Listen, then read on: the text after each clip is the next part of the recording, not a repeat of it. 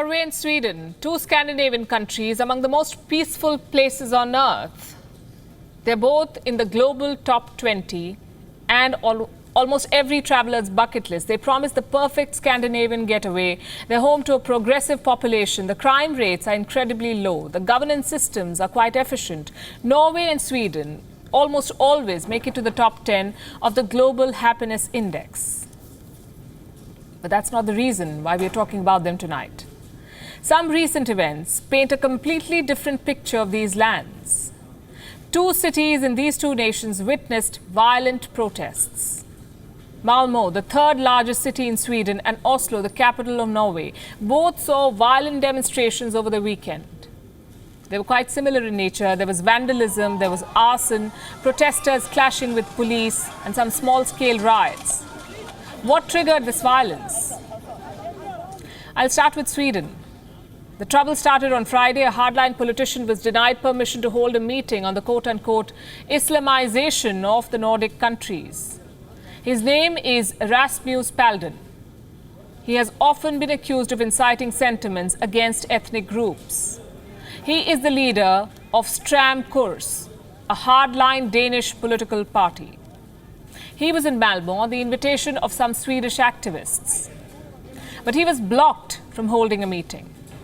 In protest, his followers and members of his party burned a copy of the Quran, the holy book of Islam. They did this near a predominantly migrant neighborhood. And then they uploaded the entire video on the internet. What followed next has been a subject of much debate on social media. Some 300 protesters hit the streets, they burnt tires, they raised slogans, they threw stones at the cops, they vandalized shops. At least 3 people were arrested for inciting hatred. Some 15 others were detained for damaging public property. The violence in Malmo subsided by the next morning, but some 720 kilometers away, in the capital of Norway, the protest was just beginning. In Oslo, clashes broke out on Saturday at a quote-unquote anti-Muslim rally. This happened right outside the Parliament of Norway. A rally was organized by the Stop Islamization of Norway group. There is such a group. This in turn prompted counter-protests by another group. They started banging drums and chanting slogans against discrimination. Things took a violent turn when one protester ripped some pages from the Quran. This led to violence. Protesters jumped barricades. They climbed on the hoods of vehicles. They began kicking police vans. The cops used pepper spray and tear gas to keep the rival groups apart. Some 29 people were arrested. Some of them were minors. So two similar countries, two similar incidents, two similar protests. I come back to the question, what explains this frenzy? Norway and Sweden are not strangers to Islam. Islam is said to be the largest religion in Norway after Christianity. And in Sweden, Muslims make up at least 8% of the population. Then what explains the divide and the growing anti-Muslim sentiment? A lot of it has to do with immigrants and the failure of governments to deal with the issue. In recent years, there's been a rapid influx of asylum seekers in these two countries. I have some figures for you.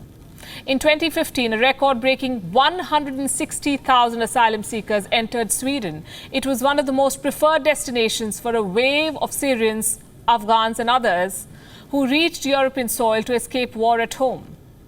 As of today, about 1.6% of Sweden's population is said to be made up of immigrants, 1.6%. In Norway, immigrants account for 16% of the country's population. A total of 800,000 immigrants are said to be living in Norway, and this includes both foreign-born and Norwegian-born individuals. The immigrants faced resistance from the citizens. It reflected in the local politics and then in policy. Governments began changing their immigration policies. Immigration became a political hot potato. Where did the governments fail? You see, grandstanding in the name of human rights is one thing. Going the whole hog to ensure them is quite another. These governments gave shelter and citizenship to immigrants, all right, but failed to assimilate them with the local population.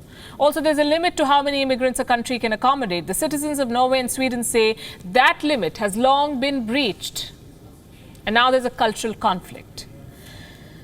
What I'm saying next will upset both sides, but here it is. One side in this divide is xenophobic. It feels its way of life is threatened. The other side comes with an overwhelming persecution complex. Violent protest is nobody's birthright. Citizen or immigrant, urban areas in these cities have become Muslim enclaves, parallel societies where Sharia is said to trump the Swedish and Norwegian laws. There are neighborhoods that follow their community leaders, not the Swedish or Norwegian government. And as for the citizens of Sweden and Norway, the ones who are protesting, they do not want to adapt to norms that are alien to them. They do not want neighborhoods that have increasingly become quote-unquote Islamicized. They link the surge of immigrants to an increase in violent crimes in the neighborhoods. They're angry with their respective governments. Some have banded together to patrol the streets and protect their neighborhoods. Some others have formed vigilante groups and resort to violence to get noticed. This cultural conflict has played out time and again in several different parts of the world. Sweden and Norway are just the latest victims. And by the way, these two countries have long sat in judgment of others on how violent protests must be dealt with.